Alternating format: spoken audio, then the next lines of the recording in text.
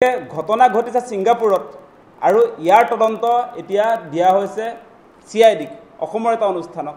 গতিকে এইটোত আমি কেতিয়াও আচলতে সন্তুষ্ট নহয়, সেই কথাটো আমি পূৰ্বৰে পৰা কৈ আছোঁ। আৰু আমাৰ দাবীটো হৈছে যে এই জুবিনদাৰ মৃত্যু মুখলৈ ঠেলি দিয়া যিটো ঘটনা,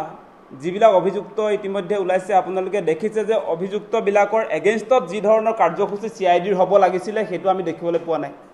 আজি আপোনালোকে নিশ্চয় দেখিছে ভাৰততে ইতিমধ্যে মেইন যিগৰাকী কালপ্ৰিট সিদ্ধাৰ্থ শৰ্মা, সেইগৰাকী ব্যক্তিক অসম পুলিচে বা মুখ্যমন্ত্ৰীয়ে নিজেও লগ পাই আহিছোঁ বুলি কৈছে। তাৰ পাছতো কিন্তু আজিৰ দিনটোলৈকে সেই ব্যক্তিগৰাকীক, যিজন আচলতে মেইন কালপ্ৰিট, যিগৰাকীৰ নেতৃত্বত আজি জুবিনদাৰ নিচিনা এগৰাকী ব্যক্তিক আমি হেৰুৱাবলগীয়া হ'ল, তেখেতক আজিৰ দিনটোলৈকে CID-য়ে হওক অসম পুলিচে হওক গ্ৰেপ্তাৰ নকৰে। এই কথাবিলাকে ইয়াকে প্ৰমাণ কৰিছে যে আমি অসমবাসী ৰাইজে যিটো আশা কৰিছোঁ, জুবিনদাৰ ন্যায়ৰ কাৰণে যিবিলাক কথা আমি ভাবি আছোঁ সেইবিলাক নহ'বকৈ যেন লাগি আছে। আমি জুবিনদাক ন্যায় দিব নোৱাৰিম যেন লাগিছে।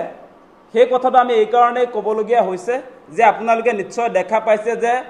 যিবিলাক অভিযুক্তৰ বিৰুদ্ধে আমি ইতিমধ্যে গোচৰ দিছোঁ, তেওঁলোকক আজিৰ দিনটোলৈকে গোটেই কেইগৰাকীক আজিৰ দিনটোলৈকে সোধপোছ নকৰে। অসমতে দপদপাই আছে সেইবিলাক মানুহ। ছিংগাপুৰলৈ জুবিনদাৰ লগত যোৱা সেই নৰ্থ ইষ্ট ফেষ্টিভেল, শ্যামকানু মহন্তৰ যিটো অনুষ্ঠান, তালৈ যোৱা কেইবাগৰাকী ব্যক্তি গুৱাহাটীতে আছে। সেই লোকসকলক আপোনাৰ সোধা পোছা কৰিবনে নাই তাৰ নিশ্চয়তা নাই। আজি নিশিতা গোস্বামীৰ কথাটো আহিছে, আজি সঞ্জীৱ নাৰায়ণ ডাঙৰীয়াৰ কথাটো আহিছে। তেওঁলোক দোষী নে নিৰ্দোষী সেই কথাটো আমি কোৱা নাই, যিহেতু মুখ্যমন্ত্ৰীয়ে নিজে ঘোষণা কৰিছিলে যে যিসকলে আচলতে ছিংগাপুৰলৈ গৈছিলে সেই অনুষ্ঠানটোৰ কাৰণে সকলোকে 48 ঘণ্টাকৈ জেৰা কৰাৰ কথা কৈছিলে। আৰু তেওঁলোকৰ জেৰাটো আমি দেখিলোঁ যে 4-5 ঘণ্টা আপোনাৰ ক'ৰবাত ৰেড কৰিছে, শ্যামকানু মহন্তৰ ঘৰ ৰেড কৰিছে, এইফালে আপোনাৰ শিখৰজ্যোতি গোস্বামীৰ ঘৰত আপোনাৰ ৰেড কৰিছে, কিন্তু তেওঁ 48 ঘণ্টাৰ ৰেড বাকী কেইজনৰ ওচৰত আমি ক'তো হোৱাত নেদেখিলোঁ, নিশিতা গোস্বামীয়ে হওক বা সঞ্জীৱ নাৰায়ণে হওক বা আন কোনোবাই হওক। গতিকে এই ক্ষেত্ৰত আমি কৈছোঁ যে CID-ৰ যিটো কাম কাজ, আজি আপোনালোকে নিশ্চয় দেখিছে 9 দিন উকলি গৈছে জুবিনদাৰ মৃত্যু হোৱা। আজিৰ দিনটোলৈকে আচলতে তেওঁলোকৰ ইনভেষ্টিগেশ্যনৰ যিটো অগ্ৰগতি, সেইটোত কোনো কাৰণতে আমি সন্তুষ্ট লাভ কৰিব নোৱাৰোঁ। আপোনালোকে নিশ্চয় দেখিছে যে CID-য়ে গোচৰটোৰ ক্ষেত্ৰত তেওঁলোকে দায়িত্ব লৈছে, কিন্তু আপোনাৰ তেওঁলোকৰ এই দায়িত্ব পোৱাৰ পাছতো যিবিলাক অভিযুক্ত, যিবিলাক অপৰাধী বুলি অসমবাসী ৰাইজে কৈ আছে, তেওঁলোকে ফেচবুক লাইভ কৰি থাকিব পাৰে। ফেচবুক লাইভ যে কৰি আছে, তেওঁলোকৰ আচলতে এই অসম চৰকাৰৰ এই CID বিভাগটোত আচলতে তেনেকুৱা কোনো যন্ত্ৰ পাতি নাই নেকি যে সেই মানুহজন ক'ৰ পৰা আপোনাৰ ফেচবুক লাইভটো দি আছে তেওঁক ধৰি আনিব পৰা কোনো ব্যৱস্থাপনা নাই? আপোনালোকে নাজানে তেওঁ ক'ত আছে? এনেকুৱা কেতিয়াও হ'ব নোৱাৰে। গতিকে এই CID-ৰ তদন্তটো আচলতে অভিযুক্তসকলক, জুবিনদাক যিকেইগৰাকী কালপিতে মৃত্যুৰ মুখলৈ ঠেলি দিলে, তেখেতলোকক বচাবৰ কাৰণেই কৰিছে নেকি, তেনেকুৱা এটা আমাৰ অনুমান হৈছে। আমি আশংকাবোধ কৰিছোঁ, আৰু আপোনালোকেও নিশ্চয় জানে শ্যামকানু মহন্ত, যিজনক আমি ফেষ্টিভেল মহন্ত বুলি কৈছোঁ, তেখেতৰ জ্যেষ্ঠ ভাতৃ DGP ভাস্কৰজ্যোতি মহন্ত। আৰু ভাস্কৰজ্যোতি মহন্ত যিহেতু DGP আছিলে, এই সময়ছোৱাতে আচলতে অসম পুলিচত তেওঁলোকৰ সাংঘাতিক ধৰণৰ প্ৰভাৱ এটা আছে।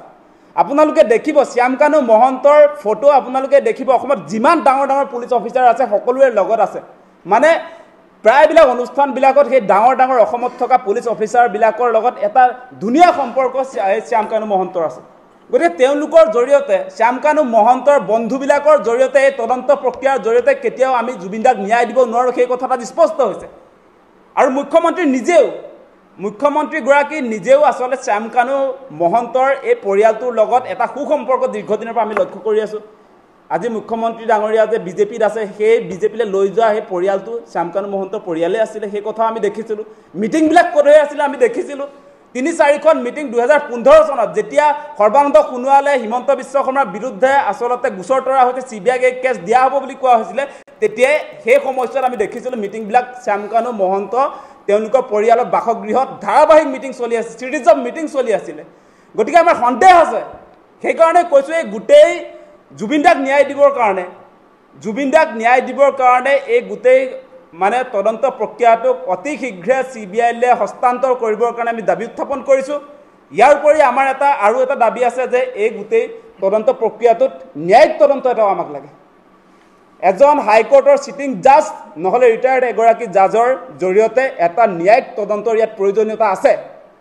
আমি সেই ন্যায়িক তদন্তৰ কথাটো এইকাৰণে কৈছোঁ, আপোনালোকে জানে বিজেপি চৰকাৰ শাসনলৈ অহাৰ পাছত যিবিলাক ইণ্ডিপেণ্ডেণ্ট বডি আছিলে CBI হওক আজি ED হওক যিমান ডাঙৰ ডাঙৰ অনুষ্ঠান নিয়াৰ কথাই ক'বনে সকলোবিলাক কিন্তু বিজেপি চৰকাৰৰ আচলতে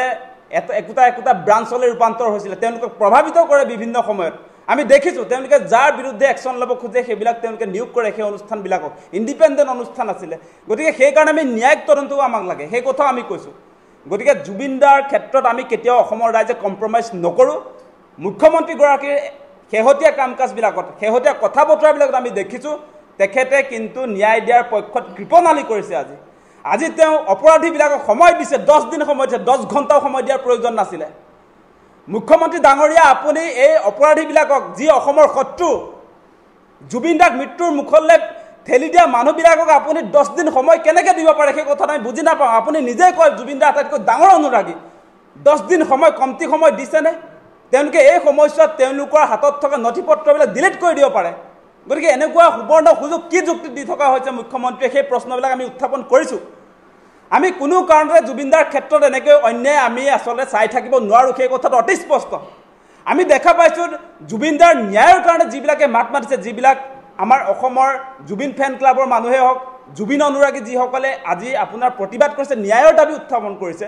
সেই মানুহবিলাকক তেওঁলোকে CIDৰ প্ৰথম তদন্ততে আমি দেখিলোঁ যে অভিযুক্ত জুবিন দাক মৃত্যুৰ মুখলৈ ঠেলি দিয়া ব্যক্তিসকলৰ বিৰুদ্ধে সেই তদন্ত নহয় প্ৰথম দিনটো যোৰহাটত গুচি গ'ল গুৱাহাটীৰ পৰা CIDৰ দল 12জন জুবিন অনুৰাগীক ধৰিবলৈ কিন্তু কি আচলতে আমি দেখা নাই এই কথা বতৰাবিলাক তেওঁলোকে অভিযোগ দিছে যে জুবিন অনুৰাগীয়ে গুৱাহাটীত বোলে উৎপাত কৰিছিলে অশান্তি কৰিছিলে উদ্ভণ্ডালি কৰিছিলে আপোনালোকৰ টিভিত ক'তো প্ৰচাৰ হোৱা নাই আমি দেখিছোঁ জুবিন অনুৰাগীয়ে আপোনাৰ যিমান মানুহ আহিছে সকলোকে সহযোগিতা কৰিছে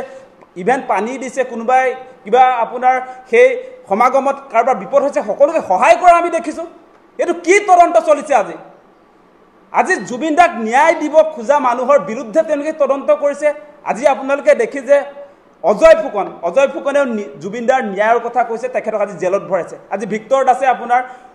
জুবিন দাৰ ন্যায়ৰ কাৰণে মাত মাতিছে তেওঁক জেলত ভৰাইছে আজি আপোনাৰ আমি মাত মাতি আছোঁ আমাৰ বিৰুদ্ধেও তেওঁলোকে সাংঘাতিক ধৰণৰ অপপ্ৰচাৰ চলাইছে যোৱাকালি এটা সাংঘাতিক ধৰণৰ ঘটনা ঘটিছে আপোনালোকক কৈ দিওঁ যদিহে বেয়া নাপায় বিজেপিৰ ফালৰ পৰা বিজেপিৰ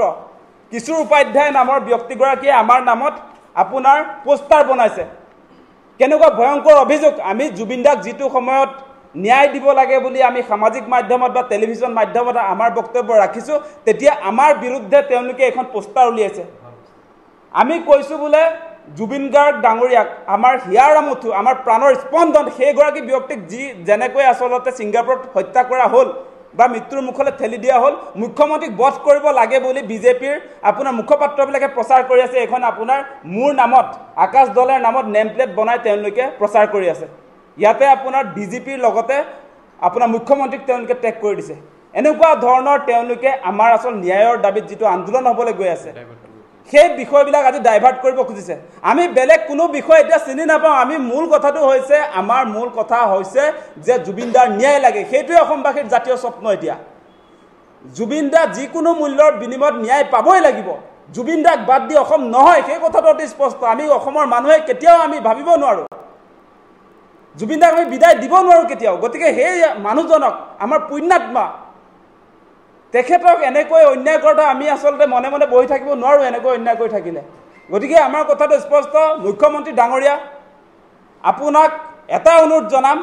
আপোনাৰ কি আচলতে স্বাৰ্থ লুকাই আছে আমি নাজানো কি স্বাৰ্থ আছে যে আপোনাক ইমান কৈ থাকিব লাগে যে CBIক দিব লাগে এই গোচৰটো কিয় ক'বলগীয়া হৈছে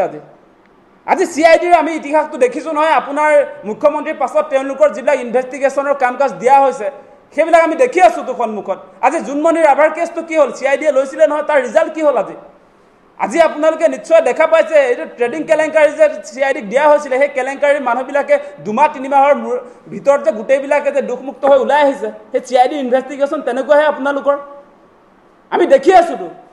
গতিকে আমাৰ কথা স্পষ্ট আমি নামানো মুঠতে আমাক CBI তদন্ত লাগে ছিংগাপুৰত ঘটনা ঘটিছে অসমৰ ঘটনাতে আজি CIDয়ে সমাধান কৰিব পৰা নাই অসমৰ ভিতৰৰ ঘটনাক CIDয়ে সমাধান কৰিব পৰা নাই ছিংগাপুৰত গৈ তেওঁলোকে সমস্যা সমাধান কৰিব আজিৰ দিনটোলৈকে আজি 9 দিন উকলি গ'লে CIDৰ বাহিনী গৈছে নেকি ছিংগাপুৰত যিবিলাকে সেই চামকানু মহন্তৰ যিটো ফেষ্টিভেল আজি নৰ্থ ইষ্ট ফেষ্টিভেলত যিবিলাক মানুহ জড়িত আছিলে জুবিন দাৰ আপোনাৰ সেই সময়ছোৱাত সাগৰত যিবিলাকে সাঁতুৰিবলৈ গৈছিলে সেই লোকসকলক এতিয়ালৈকে তেনে সোধপোছ কৰিছেনে আজি 9 দিনত ইয়াত আপুনি এনেকৈ কোনো কাৰণতে জুবিনদাৰ ক্ষেত্ৰত অন্যায় কৰা নচলিব আপোনাৰ এই ইনভেষ্টিগেশ্যনৰ যিটো আৰম্ভণি হৈছে এইবিলাক আমি পৰ্যালোচনা কৰিছোঁ ইয়াত আমি সন্তুষ্ট নহয় সেই কথাটো আমি ক্লিয়াৰ কৰি দিছোঁ